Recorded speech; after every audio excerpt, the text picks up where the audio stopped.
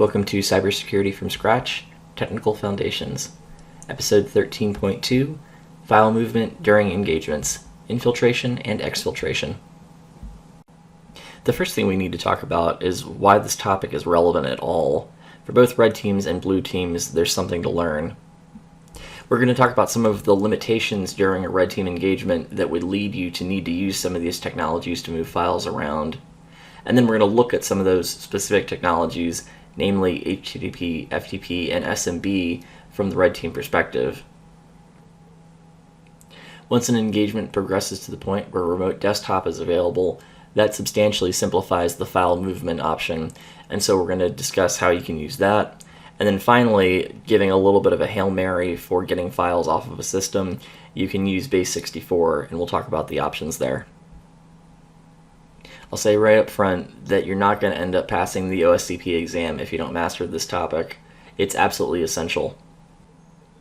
For red teamers, usually the initial foothold takes the form of a simple basic command line shell, and often not a particularly good one. And almost invariably, moving forward in the engagement is going to mean either getting files off the system or getting files into it, and you need some command line way of doing that.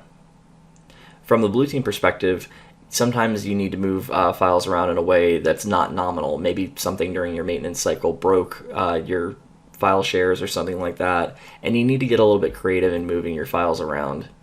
In addition to this, it's just really good to know what the opposing force is doing.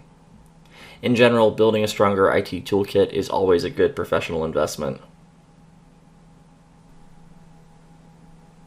For red teamers, we have to remember that we're trying to get exploits onto a system, and we're trying to get files off of a system for analysis.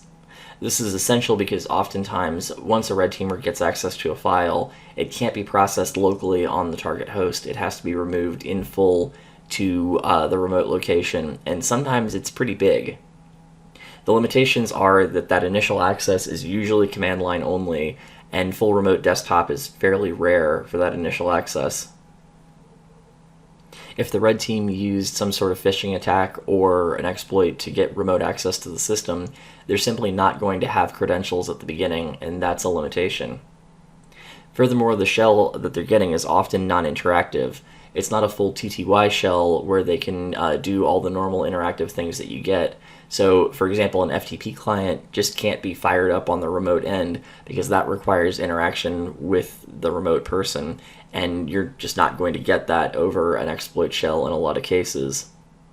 The bottom line is that the red team needs to figure out how to make file transmission distilled down to a single non-interactive command which can be put into a web shell or any other low-fidelity shell and get the file either into or out of a system.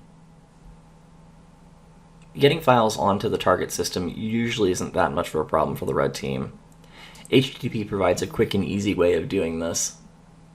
What the attacker can do is start up an Apache server or use a Python 3 native server. That's a nice little command. You can say python 3-m http.server, and that will start an HTTP server running in the current working directory on port 80 by default. And then on the victim side, the attacker will run either wget or curl to pull down the file and store it locally. Now, originally, it was really simple on Linux because you could use wget or curl, and then Windows you had to use a more complicated PowerShell command. However, as of 2018, Windows now comes bundled with curl by default, and that just makes everybody's life easier.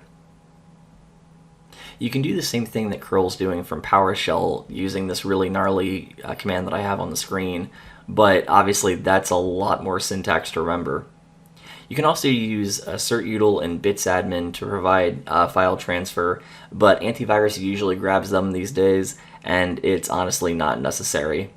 The bottom line is it used to be a lot harder on Windows, but it's a lot simpler these days. If the victim system is a web server already, then getting files out is pretty straightforward. The attacker will just drop whatever file they want to move into the web server's working directory and pull it down from the normal web content. Very straightforward. If the target firewall permits it, then sometimes the attacker can drop a lightweight HTTP server like Mongoose, simply fire it up, and then pull down any files that they need. Now, a lot of times, especially on Windows systems, the host firewall will block this by default, and you need admin rights to get around this. But in some situations, a red team will use this tactic. A somewhat more reliable way of getting files off a system is to use the File Transfer Protocol, or FTP. An attacker can set up a lightweight FTP server pretty easily by using something like the Python 3 pyftpdlib server, and then simply using the command on the screen to start up the FTP server. In this particular case, the server is using the anonymous user with no password. Do note that anonymous is case sensitive there. I messed that up one time and got stuck for a while. It was pretty embarrassing. And then if you're using a Windows system, for example, you can use the commands on the right side of the screen to upload the commands that will be sent to the FTP client into a file. You're basically echoing line by line what the different commands are. So you're saying you want to open a connection on port 21, you're specifying the username, specifying the password, specifying binary transfer mode, specifying a put command for the file that you want, and then closing out the client. And then you simply invoke FTP using the file for the commands. It's pretty slick. You don't have to have an interactive terminal. As long as you can set a couple commands in series, you can run this and get files off of the system.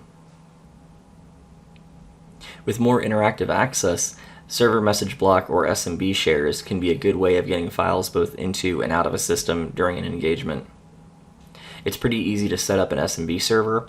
The Impacket suite on Kali has a built-in SMB server, smbserver.py, and it allows you to quickly and easily set up an SMB share without any real setup time or anything. You just run the command and get things up and running pretty quickly.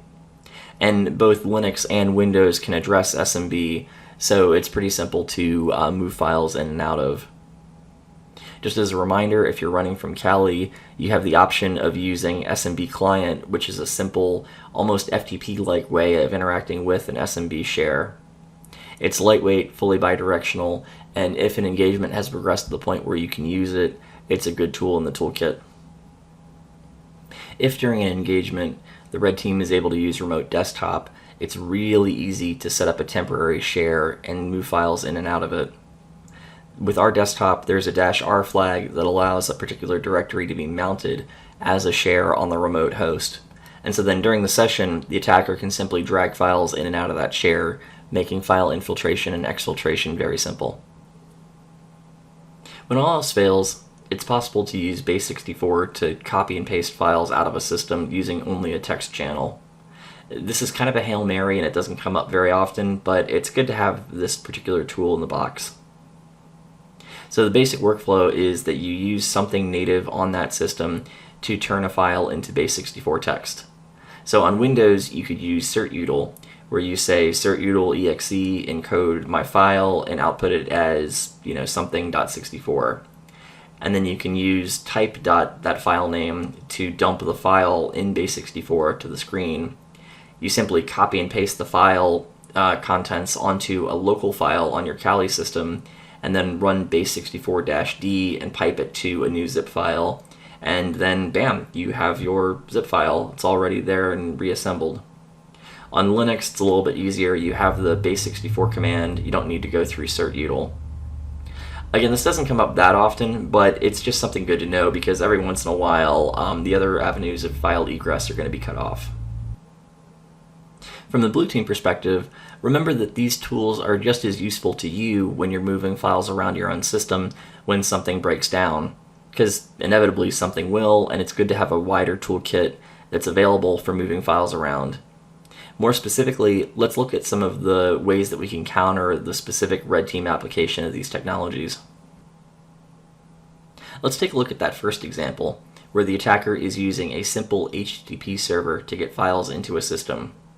Now they're likely using HTTP instead of HTTPS because there's less configuration, it's easier to set up, there's no gnarly certificates to worry about, it's just nice and simple. However, that also means that the file is moving over the network unencrypted, which means that a network defense system would be able to detect it and spot it. Now you might be thinking, well, I can spot the file when it's moving over the network, I could also spot the file when it's dropped on the host. Well, the problem is that your host defense system, be it antivirus or whatever, might be blocked. It might be disabled in some way. And so having that extra level of protection where files are being inspected over the network is a great way to grab files. Now, of course, this isn't perfect because you have to have a way of detecting that the file is bad, but it still provides one extra layer above that host defense where you can capture the attack. For getting files out of the system, attackers will often be using FTP. Now here again, FTP is unencrypted, and so a network-based defense system can look out for exfiltrated data and grab it in process. However, it's important to note that it's really, really hard to write filters that say a particular file is bad to leave the system, but another file is authorized. And so there's a whole specialized industry of people who are looking at data capture and trying to make sure that only intended data leaves the system. So these kinds of solutions are worth having if you have data that's worth protecting, but be aware that there's not some easy open source tool. You usually have to pay quite a bit of money for a good defense system here. SMB is a little bit harder because encrypted communication requires inspection. You have to terminate the encryption and then re-engage it on the other side of your network appliance, and that might not be permissible. Oftentimes, the more productive question to ask is, do we need to allow SMB sessions outbound from the network at all? Can we just say, like, nope, nobody needs to use SMB to get anything in or out, we're just blocking it? And that's the easier way to go if that's possible. In our next episode, we're going to have a quick topic on host firewalls. Very exciting.